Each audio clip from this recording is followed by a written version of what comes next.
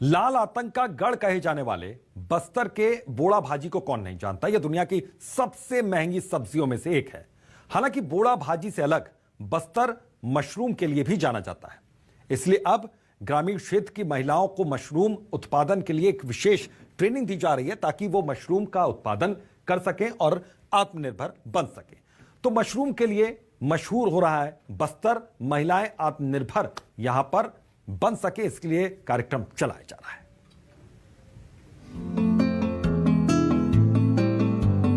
बस्तर की बोड़ा भाजी ये देश की सबसे महंगी सब्जियों में से एक का नाम है।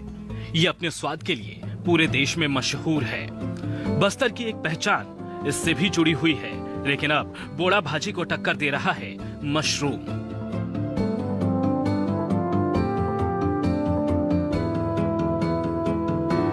दरअसल कृषि विज्ञान केंद्र और जिला प्रशासन ग्रामीण महिलाओं को मशरूम उत्पादन के लिए पिछले 6 दिनों से प्रशिक्षित कर रहा है।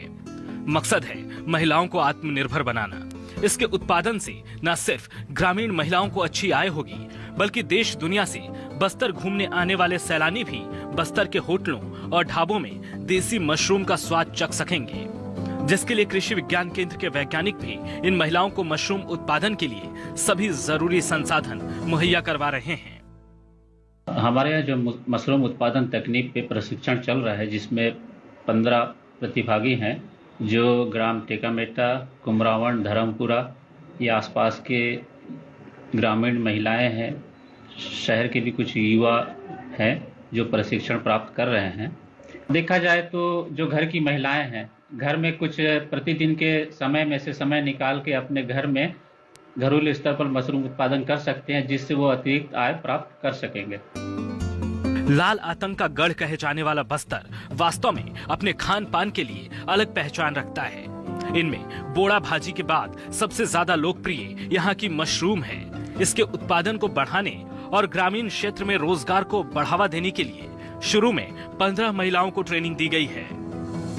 देश में अलग अलग की सब्जियां होती हैं, अलग अलग के व्यंजन लोग खाना पसंद करते हैं, लेकिन अगर बस्तर की बात की जाए तो बस्तर में जिस तरह से फुट्टू और बोड़ा के लोग दीवाने हैं, क्योंकि इसकी सब्जी इतनी लजीजदार होती है कि लोग इसे खाना पसंद करते हैं। हालांकि काफी महंगी सब्जी इसे कहा जाता है, लेकिन अब जिला प्रशासन जो है वे गांव की जो महिलाओं को सशक्त बनाने के लिए इसकी प्रशिक्षण दे रहे हैं और किस तरह से इन्हें बनाया जाए और किस तरह से उत्पादन करके इन्हें बेचा जाए। मैम बताएंगे कि किस तरह से प्रशिक्षण दिया जा रहा है और इससे इन महिलाओं को कितने लाभ होंगे?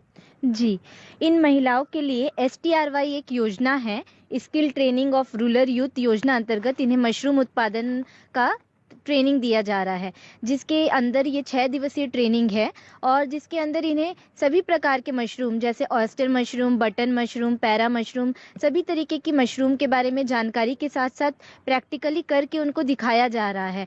और लेकिन क्योंकि ये गांव की महिलाएं हैं तो इस बात को हम ध्यान रखते हुए, जिससे कि कम आय में कम लागत लगा के ये क्या ज़्यादा से ज़्यादा उपार्जन कर सकें, इस बात को ध्यान में रख के हमने उन्हें ऑयस्टर मशरूम उत्पादन तकनीक पे जोर दिया है। क्या क्या फायदे हैं इसके? सर फायदे तो जैसे बटन मशरूम को आप शाकाहारी जिन लोग खाते हैं उन लोगों के लिए प्रोटीन और कार्बोहाइड्रेट वसा का एक मुख्य स्रोत है।